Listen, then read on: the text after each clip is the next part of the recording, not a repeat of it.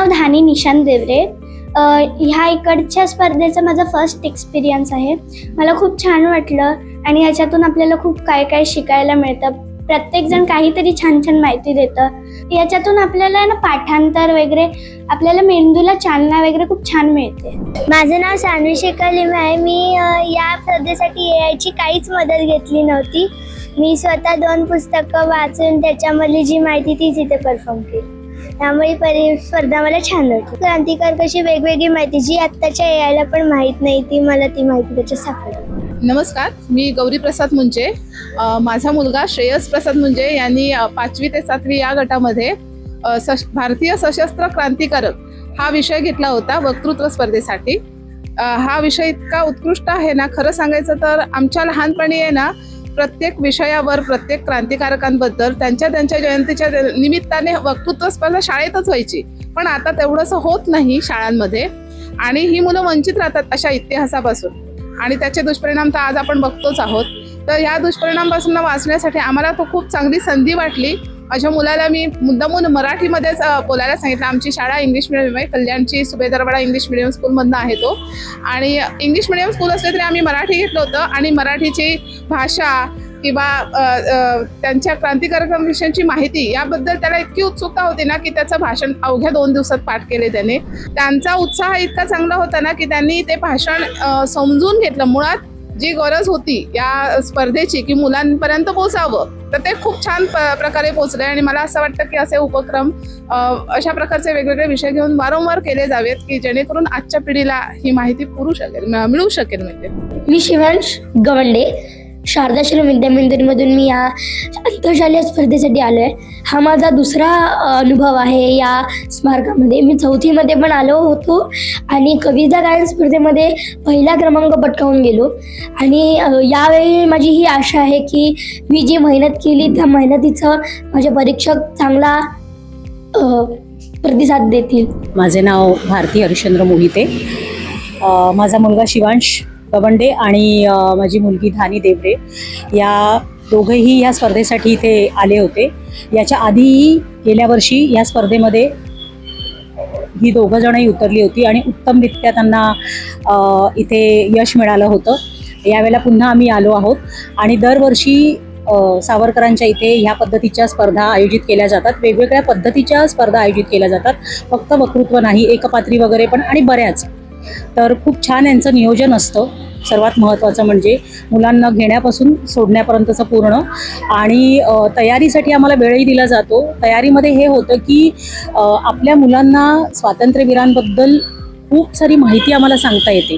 मग फक्त एकच नाही की सावरकर, इतरही आपले जे सगळे क्रांतीवीर आहेत त्यांच्याबद्दल मग आम्हाला सर्च करावं लागतं, विषय बघावे लागतात, पुस्तक वाचावं लागतं आणि त्यामध्ये काय होतं, मुलांचाही त्याच्यामध्ये सहभाग होतो, त्यांनाही त्याच्यामध्ये इंटरेस्ट निर्माण होतो आणि मग वेगवेगळ्या पद्धतीने त्यांना त्याच्याबद्दल माहिती मिळते. आणि मग एक पात्र निवडून आम्ही इथे ते सादर करतो आणि सादर करताना त्यांना तो कॉन्फिडन्स येतो की आपण कसं बोललं पाहिजे. किंबहुना ह्या सावरकर स्मारकाचं ते एक स्वतःचं एक अस्तित्व आहे की इथे आल्यानंतर एक चांगले वाईब्स आहेत, तर ते मुलांमध्ये आधीच येतात आणि मग मूल आतमध्ये जाऊन त्या कॉन्फिडन्समध्ये बोलतं. तर आम्हाला गेल्या वर्षी ह्याचा खूपच छान अनुभव आला आणि यावेळेला आमच्या मुलांनी आनंदाने सहभाग घेतला.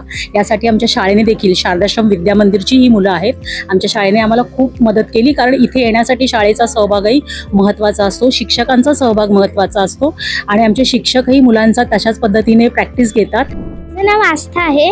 म्हणजे मी या स्पर्धेसाठी खूप प्रॅक्टिस केलेली आणि मला हर एक क्रांतिकारकांबद्दल खूप माहिती मिळाली. म्हणजे काही क्रांतिकारक मला माहीत पण नव्हते, त्यांच्याबद्दल पण खूप माहिती मिळाली. मी मंगल पांडे यांच्याबद्दल बोलली, सावरकरांबद्दल बोलली, चंद्रशेखर आझाद यांच्याबद्दल बोलली, सुभाषचंद्र बोस यांच्याबद्दल बोलली आणि यांच्या सगळ्यांमधून मला मिळालं करून आपण आपल्या देशावर खूप प्रेम केलं पाहिजे आणि रक्षासुद्धा केली पाहिजे. त्यावेळेस मी मोठी होईल त्यावेळेस म्हणजे मी ट्राय करेल असं. माझं नाव सुप्रिया आदित्य बेंडके आहे. माझ्या मुलाचं नाव देवांश आहे. वाचन आणि आहे त्याचं यूट्यूबवरती वगैरे पण माहिती बघितलं आणि त्याने त्याच्यावरनं स्वतःच रेडी केलं आणि इकडे परफॉर्म केलं नाही. अशा वक्तृत्व स्पर्धा व्हायलाच पाहिजेत, कारण का आत्ताच्या मुलांना हे क्रांतिकारी कोण आणि काय काहीच माहिती नाहीये. त्याच्यामुळे ही सगळी माहिती त्यांना मिळण्यासाठी ह्या अशा स्पर्धा होणं खूप गरजेचं आहे. माझं नाव देवांश आदित्य बेंडके. मी बालमोहन शाळेकडून या स्पर्धेला आलोय. खरं तर म्हणजे मी काय तयारी केली नव्हती. यूट्यूबवरून माहिती वगैरे गोळा करून वाचन वगैरे करूनच बनवलं हे आणि मी माझं स्वतःचंच केलं हे. आणि या स्पर्धेला येऊन खूप छान वाटलं. माझं पहिल्यांदाच म्हणजे सावरकरच्या एका स्पर्धेला मी आलोय. माझी शाळा पण इथेच जवळ आहे आणि मला अशा स्पर्धात भाग घ्यायला आवडतं आणि मला खूप आवडतं. माझं नाव अन्वी राकेश शिंदे. मला या स्पर्धेसाठी खूप तयारी करायला लागली. ही स्पर्धा खूप छान होती, मला खूप आवडली. या स्पर्धेसोबत आपल्याला खूप शिकायला भेटले. माझं नाव अमोल विलास बोरकर आणि ही माझी मुलगी हिरा हिने या स्पर्धेमध्ये भाग घेतला होता. ही साने गुरुजी इंग्लिश मीडियम स्कूलमध्ये आहे. आम्हाला शाळेकडूनच या स्पर्धेबद्दल कळलं आणि स्वातंत्र्यवीर सावरकर स्मारकामध्ये, राष्ट्रीय स्मारकामध्ये ही वक्तृत्व स्पर्धा आज अतिशय सुंदर आमचा अनुभव होता.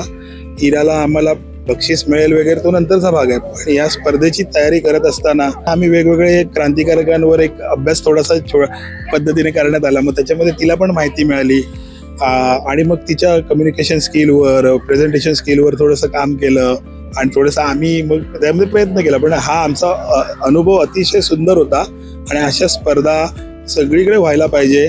मुलांना बक्षीस मिळो किंवा न मिळो, पण ह्याच प्रोसेसमधून जी मुलं जातात त्यावेळेला मुलांना खरंच शिकण्यासाठी नवीन नवीन गोष्टी मिळत असतात. नमस्कार, मी सौ गौरी सुनील पदे, कल्याणला राहतो आम्ही. माझा मुलगा प्रणव सुनील पदे हा इंग्लिश मिडियम सुभेदारवाडा कल्याण इथे शिकतो शाळेमध्ये. आम्हाला जी माहिती मिळाली त्या निमित्ताने आम्हाला स्वातंत्र्यवीर सावरकर राष्ट्रीय स्मारकात आम्हाला इथे भेट देता आली आणि ह्या इथल्या उपक्रमामध्ये सहभागी होता आलं माझ्या मुलाला. त्यानिमित्ताने आमच्या मुलांना सावरकरांबद्दल फक्त नाही तर सगळ्या सशस्त्र क्रांतिकारक जे आहेत त्यांनी हिंदुस्थानासाठी स्वातंत्र्य मिळवण्यासाठी काय काय केलं ह्याबद्दल त्यांना माहिती स्वतः गोळा करता आली आणि त्यानिमित्ताने त्यांना ती प्रेझेंट करता आली पुढे समोर. त्यामुळे असेच दरवर्षी उपक्रम राबवले जावेत आणि आता फक्त हा 7वीत आहे, पण पुढे पण पुढच्या वर्षांमध्ये सुद्धा 8वी 9वी 10वीसाठी सुद्धा इथे असे कार्यक्रम आयोजित करावेत ही विनंती.